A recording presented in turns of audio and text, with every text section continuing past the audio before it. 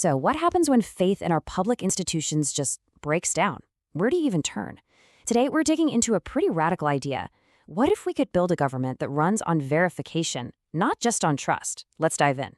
This quote from Kathmandu, man, it just cuts right to the heart of the problem, and it's a global one. This isn't just about political squabbles, it's about entire systems being so eaten away by corruption that people have completely lost confidence in them. This is the reality for millions. And look, this isn't just a feeling people have. The numbers are stark.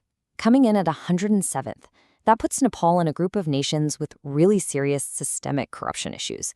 Get this, one survey found that a staggering 84% of its citizens believe government corruption is a big problem. So that brings us to a really provocative question, right? When trust has been burned to the ground, what if trying to rebuild it the old way is a fool's errand? What if instead we could use technology to build a system where you don't have to trust anyone because you can actually verify everything for yourself? Yeah, this crisis of trust, that's the stage for everything we're about to unpack. It's a frustration that is boiling over all around the world, and people are, frankly, fed up. Just look at these examples. In Nepal, you've got people flooding the streets, totally disillusioned after having 13 different governments in just 17 years. Then you jump over to the Philippines, and you see huge crowds rallying against what they see as blatant corruption in public infrastructure projects. The key thing to see here is that these aren't isolated events. The root cause is the same, a complete and total loss of faith that the system can or will police itself. So, in response to this crisis, a totally new model is starting to emerge. It's a massive shift in thinking. We're moving away from the old government line of just trust us and moving toward a new reality of here are the tools, verify it yourself. And the engine behind this massive shift is blockchain. At its core, it's just a shared, unchangeable digital ledger. Every transaction gets recorded across tons of computers, which makes the whole thing transparent and incredibly hard to tamper with. I love this analogy. Think of it as a digital notary that you just can't bribe. In a world where corruption can literally eat up a country's budget, that idea is revolutionary. Putting these two models side by side really makes it click. The traditional system, it's centralized, it's opaque. Records can be changed, deleted, or lost behind closed doors. A blockchain system, though, is decentralized and transparent. The records are immutable, which is a fancy way of saying once a transaction is locked in, like a government contract being awarded, you can't secretly change it. Everyone would know. Okay, now let's add another really cool layer to this, smart contracts. These aren't like the paper contracts lawyers write up.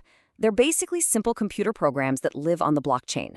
They're just if this, then that statements that run automatically when certain conditions are met. No middleman, no paperwork, no delays. And this is a perfect real-world example. The insurance giant AXA uses this for flight insurance. If your flight is delayed by more than 2 hours and the smart contract verifies this fact from an official flight data feed, then the policy automatically pays out your claim. It's literally like a vending machine for agreements. You put in your coin, that's the condition, and the machine has no choice but to execute the agreement and give you your snack. You don't have to trust it, it just follows the code. Okay, so this all sounds amazing in theory, but is anyone actually doing this? Is it working? Oh yeah, it is. Let's look at some powerful case studies where this technology is already making a huge difference. 80%. Just let that number sink in for a second. An 80% drop in fraud. That is a massive deal. But where did this happen? And how on earth did they do it? Well, that incredible number comes from Estonia, which has been a trailblazer in digital government for years. Their e-residency program uses distributed ledgers, that's another term for blockchain tech, to lock down everything from digital IDs and voting to tax payments and health records. By making the data basically tamper-proof, they've made the entire system way more secure. All right, next up, $1.3 billion with a B. That's how much money one single city managed to save every single year. And that city is Dubai. They launched this huge paperless program, and by automating over 85% of their government contracts with smart contract logic, they just slashed costs. And it wasn't just about the money, it was about cutting through all the red tape and delays that drive people crazy and, create opportunities for corruption. But what about something as fundamental to society as democracy itself? Can this tech help there? Well, this chart shows a 30% jump in how fair an election was perceived to be by international observers. This result comes from Sierra Leone's 2018 election. They used distributed ledgers to log ballots as they came in real time. What that did was create an open, verifiable audit trail that anyone could check. That level of transparency was absolutely crucial for building confidence in the final result, which, is the bedrock of any functioning democracy. Okay, so after hearing all of that, it's really easy to start thinking that blockchain is some kind of magic wand we can wave to fix all our problems. But we need to pump the brakes a little bit. This is a powerful, powerful tool, but it is absolutely not a perfect solution. And this slide lays out that tension perfectly. For every incredible promise, there's a serious real-world problem. You want total transparency? Great, but how do you square that with privacy laws like GDPR? You want unyielding security? Well, a single bug or exploit in the code can bring the whole thing crashing down. And efficiency?